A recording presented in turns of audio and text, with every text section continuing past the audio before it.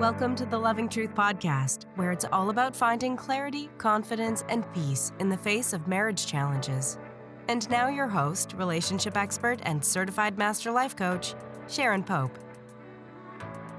Hello, loves. This is Sharon Pope, and this is The Loving Truth. Today, we're going to hear from one of our listeners, and then I'm going to answer her question. So let's take a listen to Jennifer's challenge right now. Hi, my name is Jennifer. I just found out 3 weeks ago that my husband has been cheating on me for almost 2 years. If that wasn't devastating enough, I also found out that he brought the woman that he was cheating with onto our property and in our barn and our vehicles, actually his trucks. He had sex with her, and I am devastated. Every time I walk into this barn, that is all that I picture. We are trying to work it out and be honest and transparent, but how do I get past this, bringing this woman on my property and having sex with her in my barn and in our vehicles that we share together? I would appreciate any insight that you have. Thank you very much. So first of all, Jennifer, I just want to say I am genuinely sorry. I'm so sorry that you have to experience this, and I bet your heart is breaking. Now, my goal is to be as helpful to you as I can possibly be. So let's begin here. I want to give you permission that if you need to sell your house because you don't want to be faced with the recurring trauma of your husband's betrayal every single day, you don't have to be. I've had clients where their spouse has cheated. You've driven around in their car. Even they've brought them into their home, even into their bedroom. They work with this person. And so what that creates is sort of a re-traumatization over and over and over, right? Every time you're in that car, every time you're in that barn, every time your spouse is going to work and you know that he's going to see his ex-affair partner. Look, I know there's no logical person that would tell you this because it's not practical and it's not financially responsible. But my friend, your emotional well-being and your mental well-being is important. And if you don't want to re-traumatize yourself every time you walk into your barn, you don't have to. If you need to sell your house, sell your house. If you need to tear down that barn and rebuild it, do it. If you need to sell the car and get a new car, do it. If your spouse needs to get a new job because this person was someone that they worked with, so be it. Is it practical? Probably not. Is it comfortable? Nope. Those are things that your partner should have thought about beforehand. You want to know what else isn't comfortable or convenient or practical? Divorce. Right?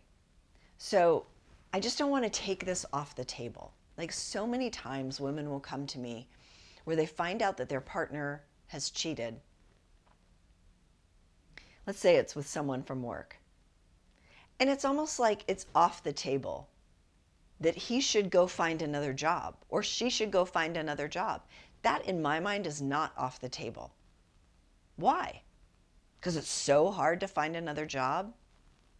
Well, I won't find one that I'm making as much money, or I won't find one that will give me as much benefits, or I won't find one as close to home, or this is my dream job, whatever. Whatever. That is a minor inconvenience to what will really matter in your life, that will create a downstream impact in your family for generations. So if you're really trying to come through this, I don't take anything off the table. If you're trying to find your way back to one another, you don't have to take anything off the table. If every time you're riding in a car, or every time your spouse goes off to work, or every time you walk into your barn or your home, that it re-traumatizes you because of the memory of the betrayal, then so be it. Who cares if it's inconvenient? Who cares? Like, it's really important. Your emotional well-being is important. Your mental well-being is important. And when you're re-traumatizing yourself over and over again, you never heal. Right? Think about it like this. If you had a wound, let's say you cut your arm and it healed, and then you cut it again, and then it healed, and then you cut it again, and then it healed. Well, it's not going to keep healing in the same way. Like, at some point, we have to stop the bleeding. And so in your own home, where you're supposed to be safe, he's the one that made that not a safe space for you. So do I give a crap that you might have to move? That you might have to create a new dream home together? That you might have to find land and build a new house or buy a new house, whatever. Like, no, I don't care. Because what I care about is your well-being. And what I care about, genuinely, if you want to make your marriage work, then I care about making your marriage work. If you want to end it, then that's a different story. But it sounds like you two are trying to work on it. So I just want to give voice to, I know like our practical minds are like, oh, I couldn't possibly quit my job. I couldn't possibly sell my home. I couldn't possibly get a new car. Yeah, you can. Yeah, you can. Because all those things are just things. I'm literally sitting here in Florida right now, and we just had a hurricane come through, and people lost everything. Like their home, their car, everything in their home. They lost everything. And that wasn't a choice that they got to make. You at least have that option to do it the way that you want to do it.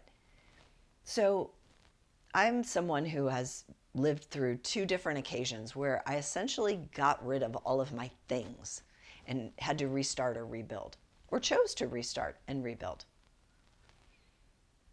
And I'm a better person for it because I don't hang on to things, right? And no financial advisor would be like, yeah, you should definitely tear down the barn and rebuild it. But my friend, if that's what you need to do, do it. If it saves your marriage, which will impact your family for generations and impact your well-being for the rest of your days, do it. Okay? Now, you also said, we're working on it. If I was your coach, I would want to know, what's the plan? Right? What is your plan? Because a lot of people say they're working on their marriage.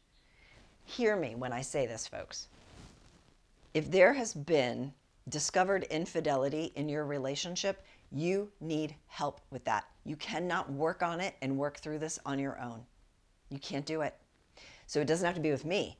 It can be with a marriage counselor. It can be with an individual counselor, a therapist, a psychotherapist. It can be a coach. It can look a bunch of different ways, but don't do it on your own. Because the first order of business here is to heal. You can't reconnect as a couple until you heal. So first order of business is healing, which means we got to stop the bleeding, which is what we just spoke about. So I would want to know, what is the plan? Who are you working with? Who's helping you? Because infidelity is it's so common, but it is complex. And it's deep and it's wide. And that's why I say, like, you need help navigating that storm. And just saying we're working on it usually means we're both pretending it didn't happen and we're both trying to forget so that we can go back to this idea that we were good before, when clearly you weren't, because the marriage was vulnerable to an affair to begin with. So there's a lot to uncover there. Healing first, then see if the marriage can be reconnected and be rebuilt, okay? And you need support as you're walking through that. Now, some things I want you to think about for you, Jennifer, and for anyone who's in this situation is be conscious of the questions that you're asking. right? When you find out that your partner has had an affair, you have 800,000 questions, understandably. But as you've realized, because you probably found out that she's been in your barn or she's been to your home or whatever by asking these questions. I'm pretty sure he didn't just offer those things up. So be careful of the questions that you're asking, because as you now know, once you hear the answer, you can't unhear it. Once you see the text message or see the photo or see the emails, you can't unsee it. So be careful of the questions you're asking. I'm not saying don't ask any questions. I'm saying ask productive questions. What did this mean to you? How did this make you feel? How does that differ from what you felt in our marriage? Those are productive questions. Where did you do it? How many times did you do it? Was she better than me? Not productive. And will cause you to then have to carry that forever. So I just want you to really think about the questions that you're asking before you ask them, because sometimes we don't actually want or need to know some of these answers. Secondly, and I told you this, heal first, then figure out how the marriage, if the marriage can be reconnected. Surveillance, the third thing I'll tell you, surveillance will work for you, will help you for a little bit, but it won't serve you long term, right? If your husband wants to cheat, he can cheat. He gets choice. He's an adult. You also get choice. You get to choose what you would do with that if he decides to cheat again. It's one of the ways that you can feel more secure is by having your own back. Like think of if this was actually true. I don't know if it's true for you. But I'm going to work through this. I'm going to choose to do the work to attempt to forgive my husband for this betrayal. But if it happens again, there will be no conversation. There will be no soul searching. I will know exactly what I need to do, and so will he. And we will end this. And it may not be pretty. Right? That's when you realize you have your own back, and now you feel more safe. Now you feel more grounded. Now it's not, you don't have such a feeling of insecurity. Okay? Last thing I want to say is, well, second to last thing, is he needs to rebuild the trust.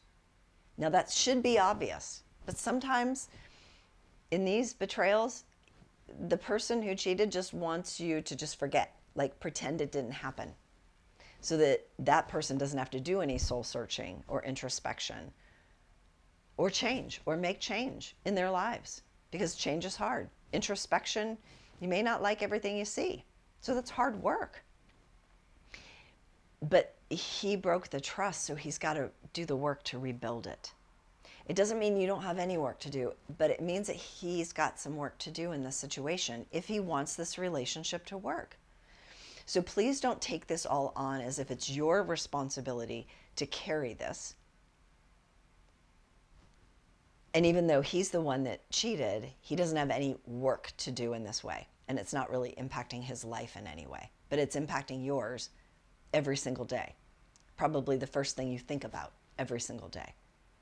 So he needs to rebuild that trust, and you need to let him rebuild that trust. If he's trying, sometimes when people are trying really hard, we sort of push it away because we want them to do more, do more, do more, but then that becomes a bottomless pit. One of the ways that he can rebuild trust is you need to have his loving focus and no more lies, right? There needs to be transparency.